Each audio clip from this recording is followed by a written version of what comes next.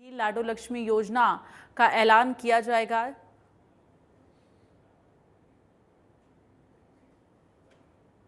Cabinet मंत्री कृष्ण बेदी ने इसको लेकर जानकारी दी है कि जल्द ही मुख्यमंत्री इस योजना को लेकर ऐलान करेंगे। सरकार फिलहाल योजना के तहत तैयारी कर रही है और जल्द ही इसका ऐलान किया जाएगा। तो आय वर्ग ये तमाम जो तैयारियां हैं वो देखी गई हैं। नायब सरकार ये चुनावी वादा अपना जल्द ही पूरा करने वाली है।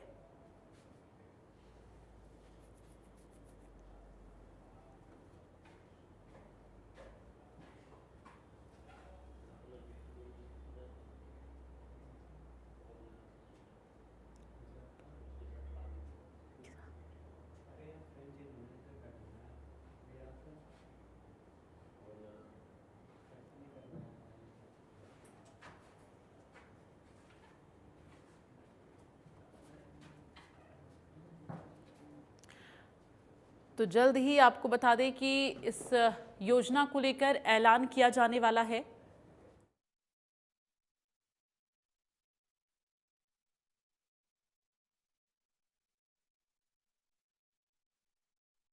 नायब सरकार चुनावी वादा पूरा करेगी और जल्द ही इस योजना का ऐलान किया जाएगा, जिसकी जानकारी मंत्री कृष्ण बेदी की तरफ से दी गई है। उन्होंने कहा कि सरकार तैयारियों में जुटी हुई है और जल्द ही इसका ऐलान किया जाएगा।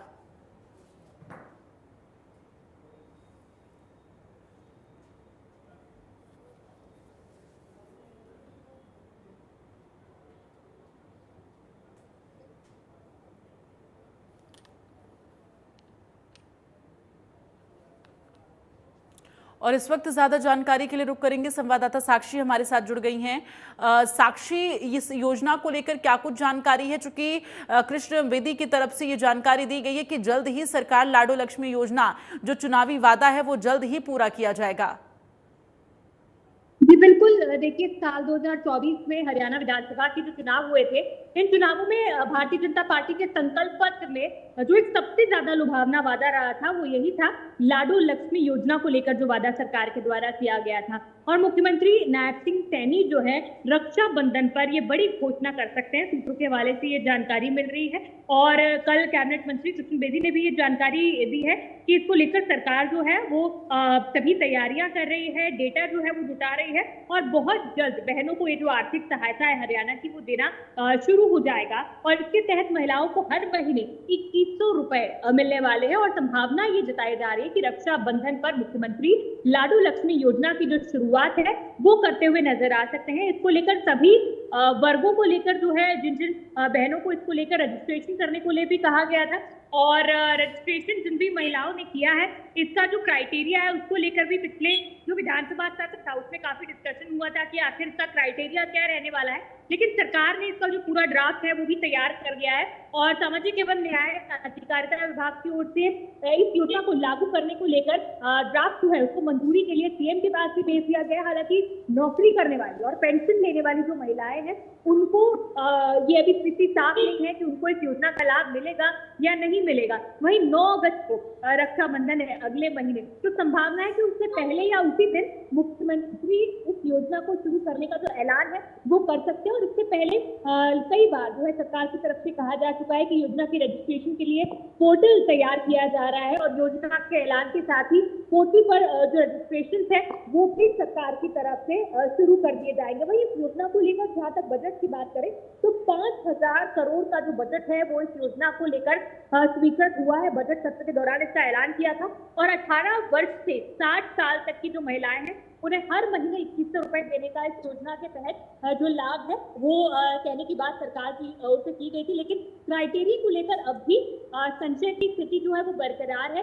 ड्राफ्ट को एक बार मंजूरी मिल जाएगी, जब इस योजना की सारी डिटेल्स बाहर आएंगी, रजिस्ट्रेशन शुरू हो जाएगा, उसके बाद ही ये साफ हो पाएगा कि आखिर इस योजना का क्राइटेरिया क्या है, जिसको लेकर विपक्ष लगातार सवाल उठा रहा है। और आपको ये भी बता दें कि संकल्प पत्र में बीजेपी के 20 बड़े वादे थे, उसमें सबसे ज्यादा लुभावना वादा जिसने इलेक्शन जितवाने में भारतीय जनता पार्टी को काफी सपोर्ट किया है, ये एक बड़ा वादा जो है वो महिलाओं के साथ रहा है। मध्य प्रदेश में भी इससे पहले इस तरह के जो योजना है इसका ऐलान किया गया था, जहां पर उसका बेनिफिट मिला, और उसके बाद हरियाणा में भी इस योजना का बेनिफिट जो है वो भारतीय जनता पार्टी को मिलते हुए नजर आया, जिसकी वजह से तीसरी बार भारतीय जनता पार्टी की जो सरकार है वो हरियाणा में बनी है, जिसमें हर माह महिलाओं को 2100 रुपए देने का वादा जो है वो सरकार की तरफ से किया जा रहा है। और अब मासिक मदद का इसमें जिक्र था, लेकिन एक बार जब फाइनल ड्राफ्ट तैयार हो जाएगा उसके बाद ये सब पता चल जाएगा कि आखिर इस योजना का क्राइटेरिया क्या है, कौन कौन इस योजना के भीतर आता है, और अगर सबसे ज्यादा बड़ी बातें जो ड्राफ्ट की क्या क्या खास बातें इस योजना की, तो ये बता दें कि 4 फेज में ये योजना शुरू होने की बात जो है वो करी जा रही है, और 4 फेज में शुरू होने के साथ ही सामाजिक न्याय अधिकारिता विभाग है उसके सूत्र बता रहे हैं कि उन महिलाओं को इस पहले फेज में शामिल किया जाएगा जो आर्थिक रूप से बहुत ज्यादा कमजोर है। अंत्योदय का उत्थान जो है इस योजना के माध्यम से एक बार फिर से किया जाएगा। इसमें वो लोग शामिल है जिसमें हरियाणा में जो बीपीएल कैटेगरी में आते हैं, यानी जिनकी आय 1,80,000 रुपए से कम है, वार्षिक आय जो है एनुअल इनकम है। राशन कार्ड धारकों की जो संख्या है वो करीब 40 लाख है, तो इसीलिए संभावना यही जताई जा रही है कि जो परिवार पहचान पत्र में दर्ज आय के हिसाब से ऐसे परिवारों और महिलाओं को प्राथमिकता मिल सकती है जिनकी वार्षिक आय जो है वो कम है 1 लाख रुपए